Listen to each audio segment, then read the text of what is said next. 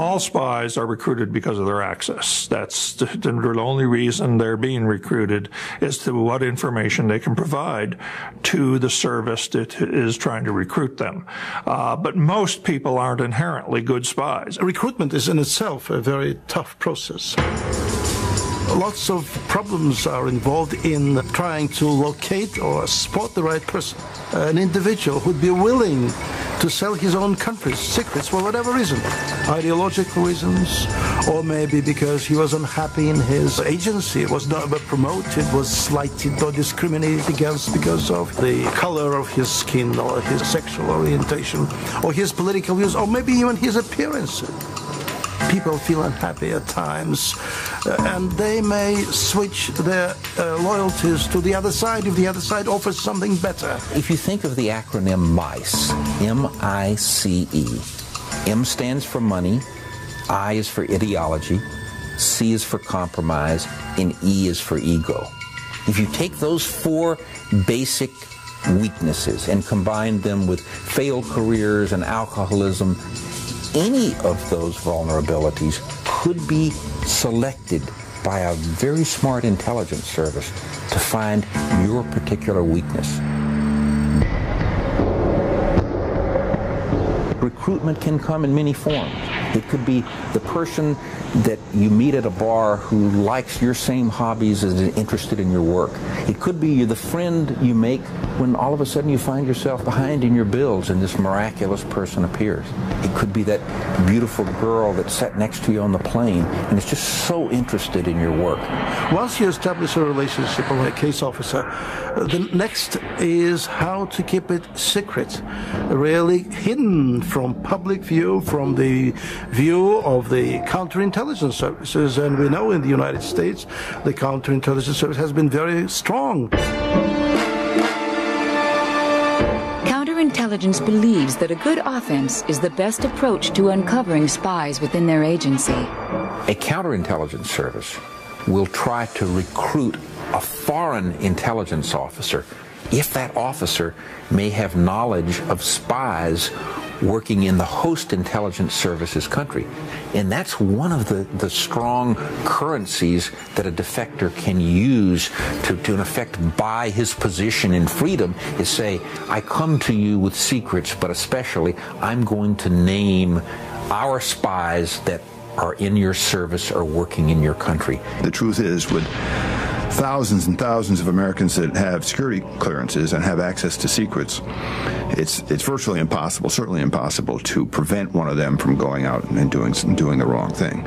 But if you have good penetrations of the other services who can tell you about their operations against you, that puts you in the best position to defend yourself and protect yourself. When the KGB recruits an American spy, they must be immediately taught how to transfer the information they steal.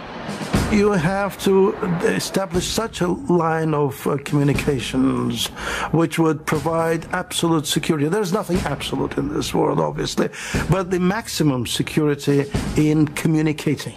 And for that reason, we used all sorts of gimmicks or tricks or tradecraft. One of the most critical parts of an espionage case, and the most dangerous part of an espionage case, is passing information. Microfilm under a phony callus. The CIA's predecessor, the OSS, produced dozens of training films to drive home the message to officers that there is a right way and a wrong way to conduct oneself when passing secrets. Throughout history, counterintelligence services have known that spies have to hide secrets on their body or in their body. In almost any way you can think of doing it, it's been done before professionally, and some counterintelligence service has developed a way to find it. No smoking.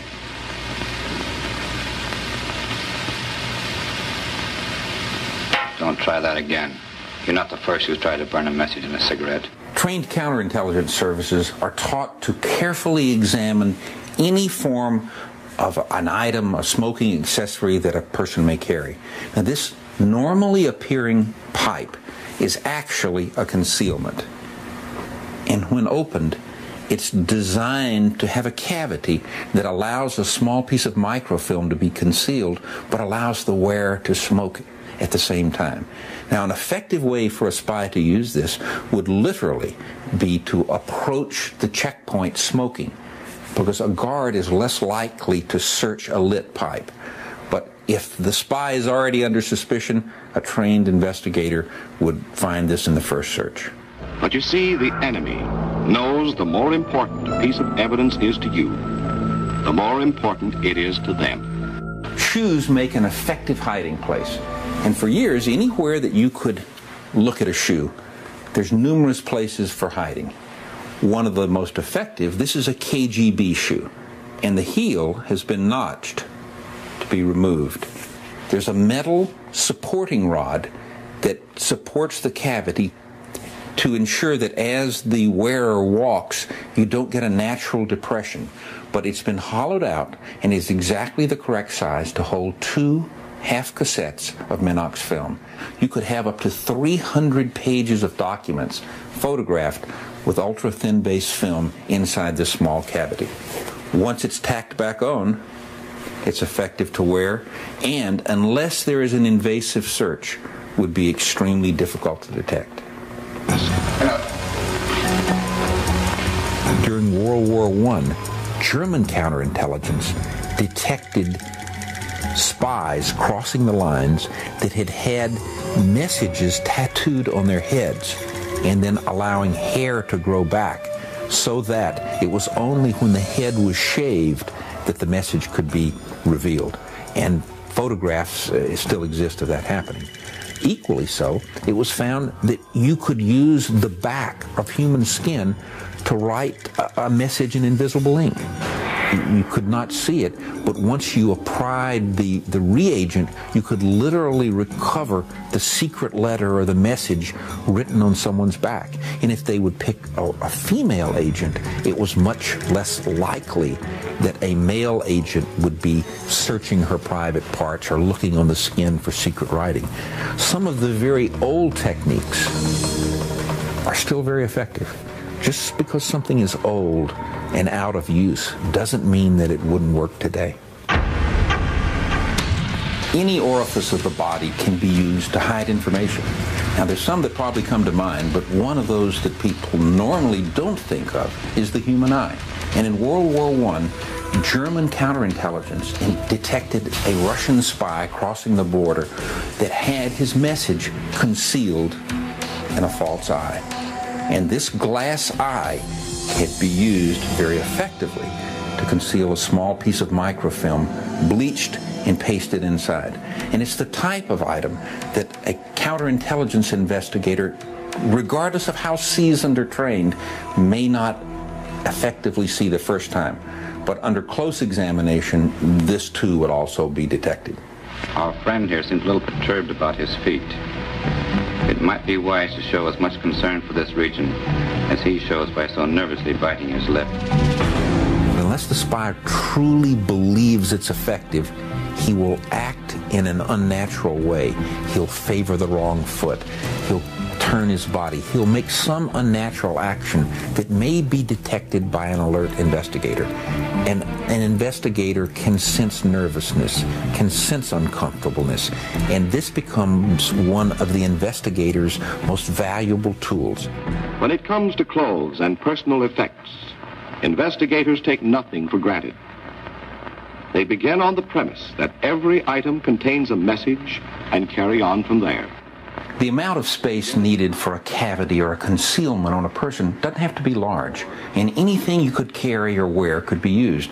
Now, this is a simple Finnish coin that was actually used by an illegal spy in the United States by the name of Reino Heihanen. It appears normal, except if you take a small needle and place it in a tiny, almost invisible hole and push, you can open what appears to be a solid coin into 2 halves. And perfectly inside would fit a piece of microfilm that could have literally 50 pages of paper documents photographed on this. And tradecraft devices like this were effectively used throughout the Cold War for spies that were very important to use to pass important and sensitive information. And it's so effective, it's probably still in use today. Bills are then soaked in boiling water to separate the layers and expose possible hidden information. By boiling, it's possible to separate the halves, the two sides of some currencies.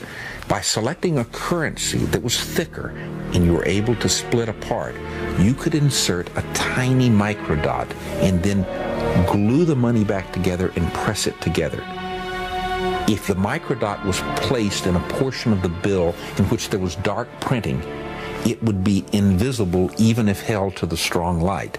The only way it could possibly be felt even was by touch. But if the bill was sufficiently wrinkled, it could be effectively carried and was used especially during World War II in occupied Western Europe.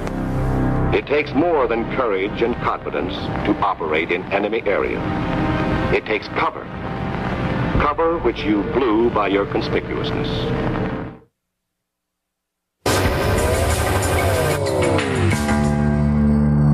You cannot have espionage in any way, shape, or form unless you can communicate.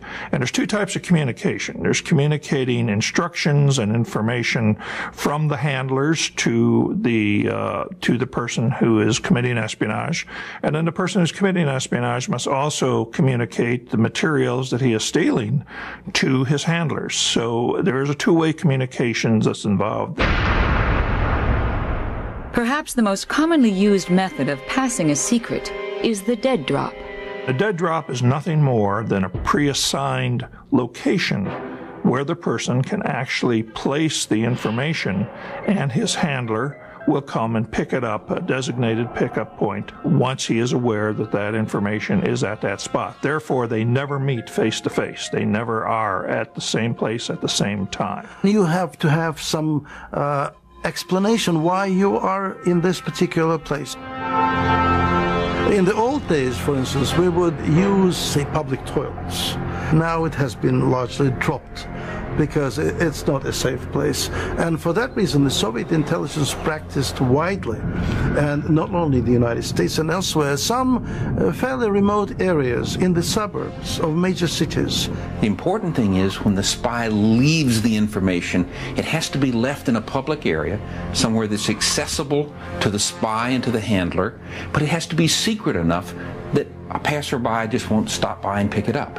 So any organic item that has no value, no apparent value to a passerby could be used. And the more common the item, the better. So if you're in a foresty or a wooded area, an effective dead drop may be what appears to be just a piece of a branch.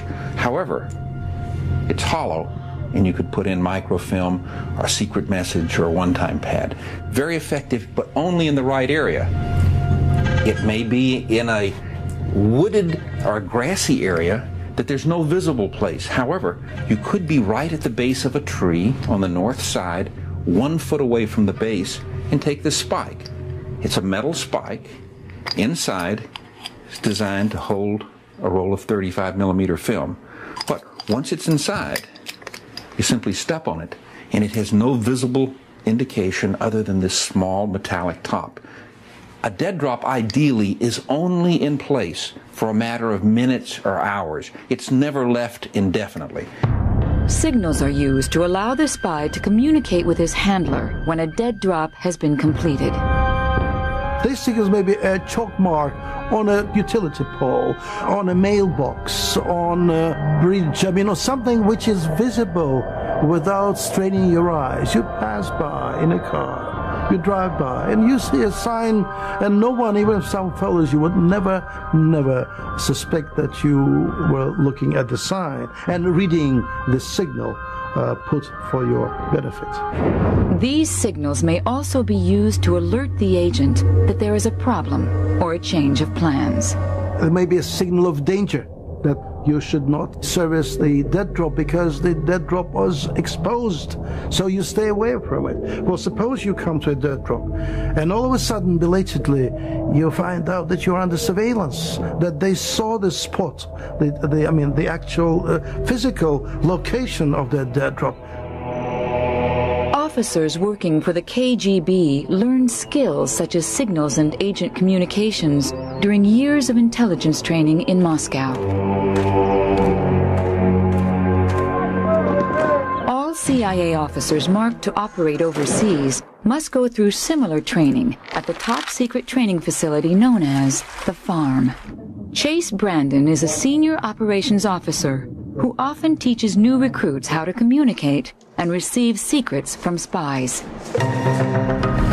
One of the most important things that a CIA operations officer has to do while they're living and working abroad is know the city, the region, the area they're working in like the back of their hand. Because the local intelligence service that will be trying to find the presence of a CIA officer and identify that officer's agent network, that hostile intelligence service is certainly going to know their own city. It's not really a hard and fast rule about finding places to meet agents and assets. It's really what's most comfortable between the officer and the agents that he does run, places that they feel comfortable and feel secure. For the most part, I think CIA officers sort of tend to generally work in and around urban areas, if you will, cities where there are restaurants and public places really to conduct private meetings, whereas our Soviet KGB counterparts preferred rural areas. It would not be uncommon for intelligence officers to spend days picking the ideal location for a dead drop. It must be an area where the spy, if questioned, could legitimize being, yet must be secluded enough to avoid attracting attention when the drop is made. We have to spend a lot of time casing. You've heard that old term in the movies, the cop movies, case the joint. Well, we're always looking to get area familiarization because we have to find places where we can meet agents and assets and pass information, pass secrets in a safe and secure area. And as we're driving along here, I see one that might be suitable for our purposes. It's a little underground parking garage. So let's, in fact, go in and see if that might not be a place where a prospective agent meeting with me or one of my colleagues could take place. We've got an elevator and a stairwell. That's good. That gives a couple of different ways for the agent to come down and link up with me. What we might want to do is move on down to the very bottom and see if there's a little less pedestrian traffic and less vehicle presence, so we have a little more privacy. Okay, we're getting down to the very bottom level of this standard parking garage.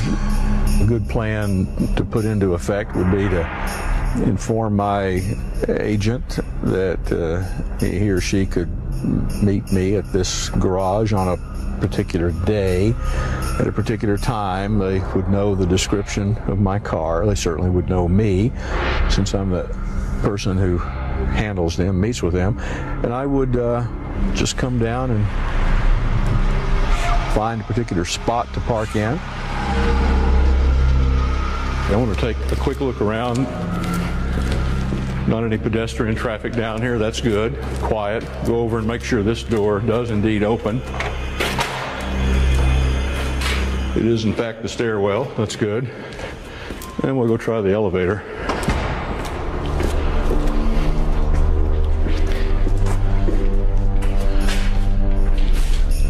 Good. This will be nice because the asset comes down, the agent comes down, he or she could look around the corner, and first thing they're going to see is my car. I might even have something up in the window there that would clearly make it mine, and they would walk over and get in the car and we can conduct the meeting. Where are you going to go now to go check? We're going to go upstairs and see what's up here.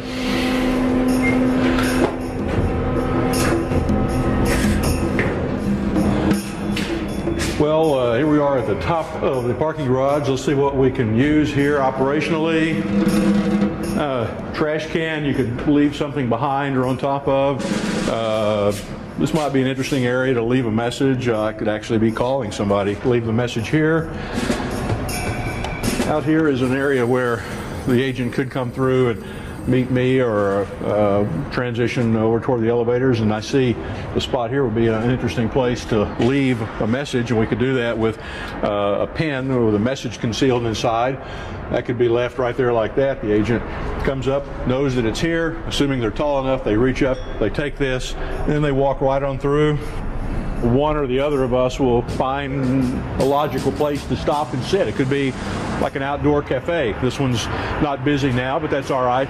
Anyway, you're simply going to sit down, take out the concealment device, open it up. There's going to be some kind of message in here. You read the information, you get the secret, take note of it, and then you're going to destroy this, because this will be CIA unique communications paper, and you can just simply destroy it, and you can't be then caught with any kind of incriminating information on you. Operations involving dead drops, brush passes, and other methods of passing stolen secrets occurred routinely throughout the Cold War in major cities such as Moscow and Washington, D.C. From my own experience, in the old days, I used extensively the National Press Building right in downtown area. You have to have legitimate reasons to be in a particular public place. The National Press Building was a legitimate place. I was the press officer of the Soviet embassy. He was the press officer of his own Western embassy. So we would meet there occasionally, and we would meet even for lunch if necessary. But in the meantime, we would exchange information in isolated, secluded places where no one would watch us. The Soviets, when they would run their KGB operations and they met with their agents here in the United States, they tended to prefer sort of rural areas. In Northern Virginia and the Maryland area surrounding the nation's capital is full of wooded areas like this with out-of-the-way roads. Some of them had little parks like this one nearby. And the KGB officer meeting with his agent would simply leave something in the ground near a predetermined place like this unique stump. And there might be associated normal ground litter like the remnants of a picnic here. But in a key location behind the landmark would be something like this. Very much an ordinary item to be found. Looks like trash, yet inside would be the message from the KGB officer to his agent, instructing the agent where to next meet, what kind of new information to bring the next time, or a money payment, or whatever needed to be communicated. That would be done through this system. And this was employed extensively right around the nation's capital. KGB officers working in the United States, and specifically in Washington, were limited to a 25-mile radius, meaning that they had to live and work within this radius unless they made official application to the State Department for permission to travel outside the 25-mile radius. If they did so, however, they were usually under surveillance. So most of their clandestine activities had to be carried out within this 25-mile radius. The KGB also had officers working undercover as journalists and commercial positions in Washington. And these were the individuals that the KGB relied frequently to go to meetings and provide dead drops because they didn't believe they were under FBI surveillance. Well, that turned out to be a very fatal and tragic mistake. In the mid-1980s, the KGB operating in Washington became suspicious. It seemed that the FBI was locating unmarked KGB cars leaving the 25-mile limit with relative ease. We thought that the bridges across the Potomac River were controlled by the FBI, and if a diplomatic car with a diplomatic license would cross the bridge into Virginia, there is not much in Virginia with the exception of the Defense Department and the CIA. I mean, all major federal institutions are on this side of the Potomac River. So a diplomat crossing the river, unless he goes to Tyson's Corner or some other shopping area, may have some other agenda. The FBI had analyzed the routes leaving the limit surrounding Washington. There were only a few ways to leave the city. Many of them involved crossing one of the bridges over the Potomac River. Major routes, major bridges, in effect become choke points. The traffic goes through these common points. The FBI secretly planted in the hollow space above the glove compartment, in diplomatic vehicles and other vehicles that were owned and used by KGB assets, they put a tiny transponder. The small transponder lay dormant in the glove compartment of many diplomatic and KGB vehicles. Just actually above the glove compartment was inserted this tiny passive cavity resonator. And one of the things they added was this tiny battery. And the battery was necessary to give each car a discrete number. As part of the operation, the FBI broadcast a series of signals at key locations that marked the 25-mile limit around the city. When the car drove through, the field would interrogate the resonator in the glove compartment, and it would not only indicate that the car was in the loop, but it would transmit the discrete number. So the FBI was not only able to tell that a car was leaving the city or was transiting, but it could tell which specific car it was. It then knew its color, its make, and it was easy to task a surveillance unit or an airplane to catch up with a car. And this was the way that the FBI was secretly tracking the KGB vehicles. And this is the first time that that secret has ever come out publicly.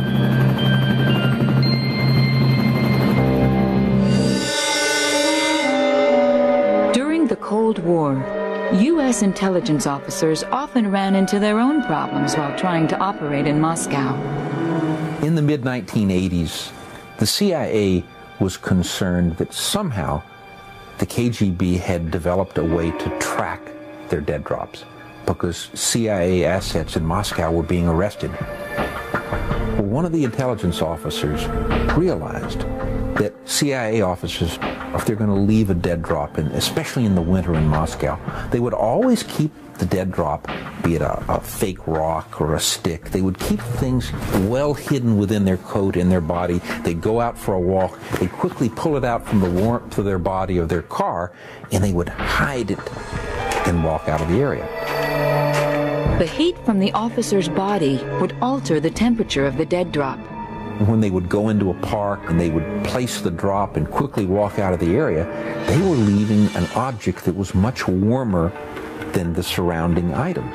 At the time, the KGB was utilizing infrared technology to spot these drops. Those left by the CIA would cause a heat flare and would easily be detected. Once this was discovered, the CIA had to figure out a way to outsmart the KGB. So what they did was order from the United States small igloo coolers. And they started keeping these in the embassy vehicles. And they would always keep Coca-Cola in it or different beverages to always have on hand. But the real reason in the ice was actually the dead drops. And the idea was to have the dead drops close to freezing before they placed them down. And they did this as a way to give one additional level of camouflage to the drop. The KGB also had to be creative to protect caches, materials intended to be hidden for long periods of time. They would always slaughter a small animal and leave the decomposing corpse of the animal on top of the site. The problem that the KGB found was that if they visited the site several days later, they invariably found that the corpse was gone. And they discovered that other animals were scavenging the corpse. What they had to do was find a way that the corpse would remain in place, because a decomposing animal, people are going to stay away from the area. And they finally found that there was only one known substance that would stop the animals from scavenging the corpse. And it was the one item they happened to have available because it was frequently found in the KGB mess. And what the secret sauce was is Tabasco sauce. And because of its very powerful, aromatic, strong taste, the animals immediately left the area and the corpse was allowed to decompose over the hidden cache. Coincidentally, CIA officers also found a solution in rodents and spicy sauce for solving their dead drop problems. With a city as compact as Moscow, with as many intelligence services that are operating there, as well as the KGB training their own people, you have all of the world's intelligence services that are represented there and the host service all looking for the same types of places to leave dead drops. Well, a very clever officer in the CIA said, what would happen if we took a dead animal, like a cat or a dead rodent, a rat, and we'll actually put the film in that, then toss it at the certain site? No one would bother a dead rat. The CIA began to ship freeze-dried rats from the United States to Moscow. Officers would eviscerate them, put the secret film or message inside, and sew them back up. And what they had omitted was that there is a large population of very hungry cats that live in Moscow. And the cats were stealing and eating the dead rats. The solution? Hot sauce. They came up with the same answer that the KGB had. And they found that the liberal dose of hot sauce on the freeze-dried rat made it so pungent that no cat would touch it. And this creative method of dead drops was safe.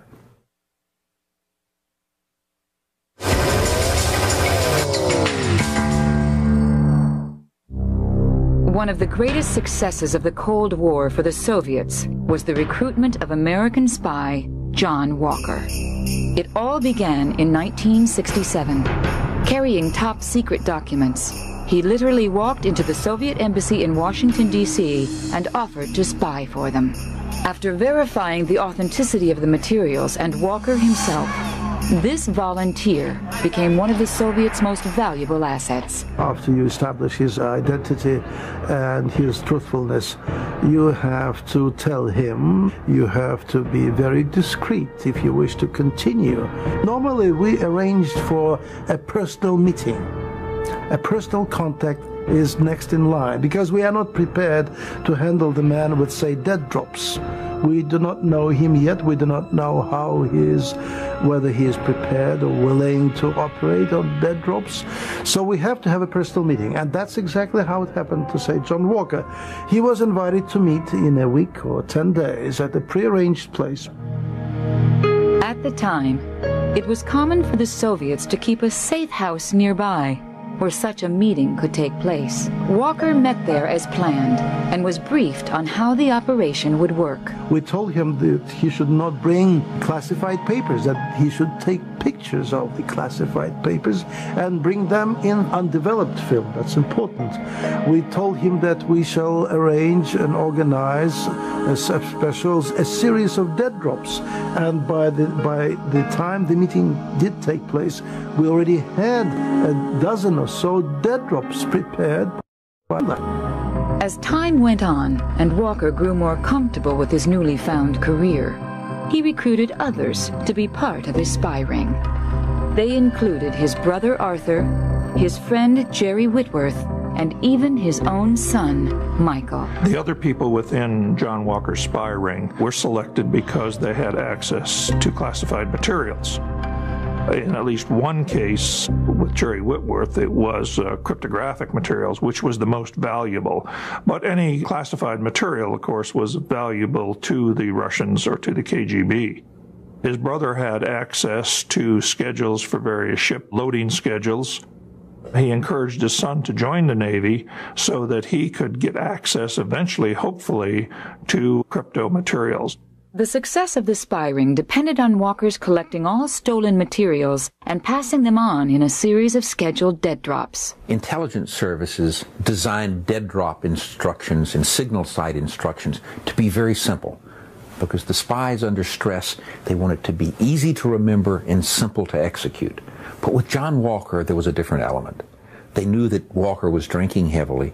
They recognized the amount of stress that he was under, and they knew that he was the single most important spy they had and the #1 target for their country.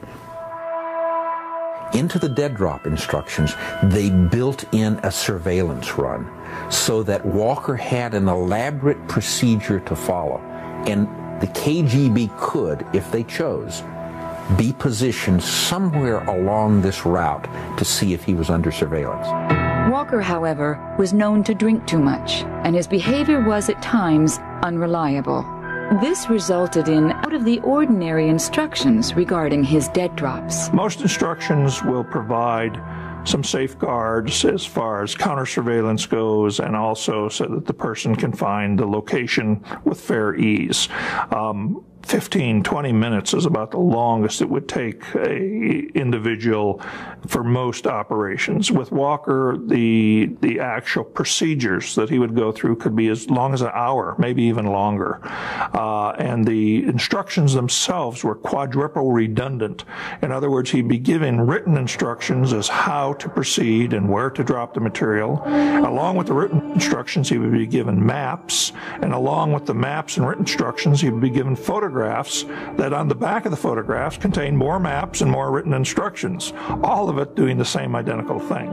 So they were attempting to make sure, one, he didn't get lost, and that he did get there as he was supposed to, and probably number two, they were just as suspicious as we were of him being somewhat flaky, and in essence, we're concerned that there was a possibility that he could get caught.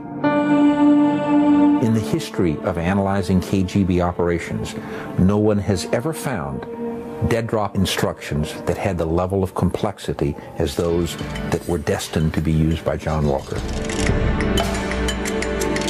Each drop revolved around a series of signals placed by both Walker and the Soviet handler. Each individual had two signal sites to deal with. Walker would come, place a signal saying that I'm ready to place my materials down, and then he would go look at another signal site that the Russian would be saying, yes, he is ready also. Then they would both place their materials down, and then they would use two other signal sites to say, I have laid my materials down, and you can come and pick them up. We did not meet him for several years.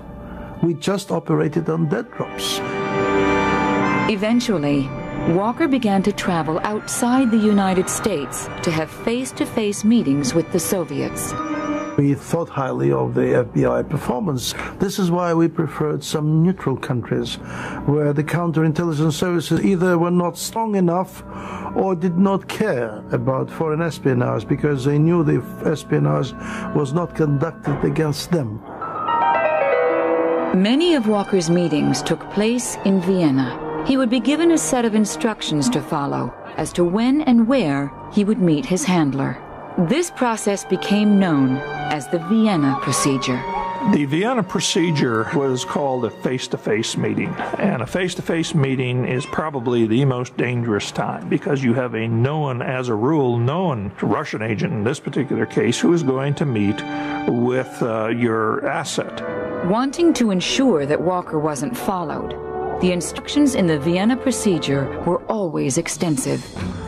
I went to Vienna and went through the procedure step by step and photographed the entire procedure. And it took me 45 to 60 minutes each time I did it, and I knew exactly where I was going each time. John himself, when he went through the procedure, each time would go for a dry run. Even though he was instructed not to, he would, because, again, he needed to know where he was going so he didn't get lost. He was by far their most valuable asset, and they wanted to make sure that he was well counter-surveilled. And number two is they probably realized that he was not the most stable spy in their fold and very well could attract attention easily. Walker had broken many of the rules the Russians dictated to him to ensure his safety. Large sums of money were spent, and he started to brag about his secret life to family members. Despite all this, the spy ring continued. We became aware of the spy ring itself through a telephone call by his former wife, Barbara Walker. Barbara Walker called the local office of the FBI and advised that her husband was a spy.